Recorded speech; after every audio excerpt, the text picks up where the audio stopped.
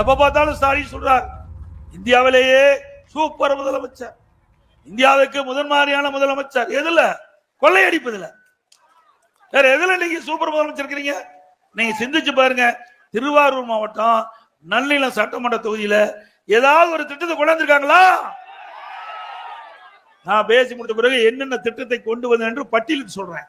இதே திமுக முதலமைச்சர் ஸ்டாலின் அவர்களே, நீங்க இந்த பகுதிக்கு வந்தா என்ன இந்த மக்களுக்கு செஞ்சேன்னு சொல்லுங்க. தில்லு திராணி தெம்பு இருந்தா உங்களுடைய ஆட்சியில என்ன செஞ்சேன்னு சொல்லு. உங்களை எதுக்காக தேர்ந்தெடுத்திருக்கிறாங்க? மக்களுக்கு சேவை செய்ய, மக்களுக்கு நன்மை செய்ய.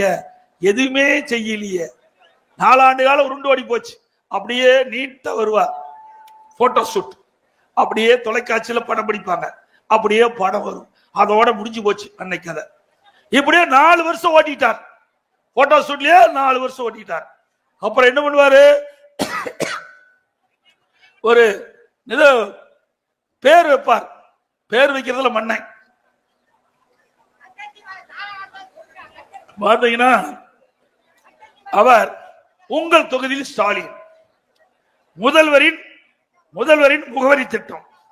இப்ப உங்களுடைய ஸ்டாலின் எல்லாம் ஒன்னேதான். பேரை மாத்தி மாத்தி வச்சு மக்களை குழப்பிக் கொண்டிருக்கிறதா இந்த ஆட்சியுடைய சாதனை.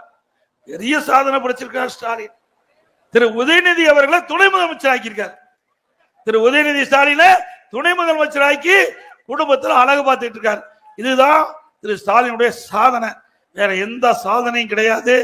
அனைத்து இந்திய அண்ணா திராவிட முன்னேற்ற கழகத்தை பொறுத்த வரைக்கும் உங்களுடைய கட்சி, இது மக்களுடைய கட்சி.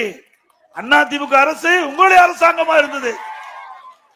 ஆகவேதான் மக்கள் குரலை ஏற்று அவ்வப்போது மக்கள் என்ன எண்ணுகிறார்களோ அதற்கு ஏற்றவாறு திட்டங்களை கொடுத்து மக்களிடத்திலே நன்மதிப்பு பெற்ற கட்சி அண்ணா திமுக அரசாங்கம், அண்ணா திமுக கட்சி. இன்னைக்கு தமிழகத்தில் எந்த மூல முடுக்கல் போனாலும் அண்ணா திமுக ஆட்சியில இது செஞ்சாங்க, என்னென்ன சாதனை செஞ்சாங்கன்னு சொல்லுவாங்க. இதே திமுக ஆட்சி என்ன செஞ்சுன்னு சொல்லுங்க பார்க்கலாம். கொள்ளை அடிச்சுமா. அண்ணா திமுக ஆட்சி நாட்டு மக்களுக்கு நன்மை செஞ்ச அரசு. திமுக அரசாங்கம் நாட்டு மக்களிடத்து கொள்ளை எடுத்த அரசாங்கம்.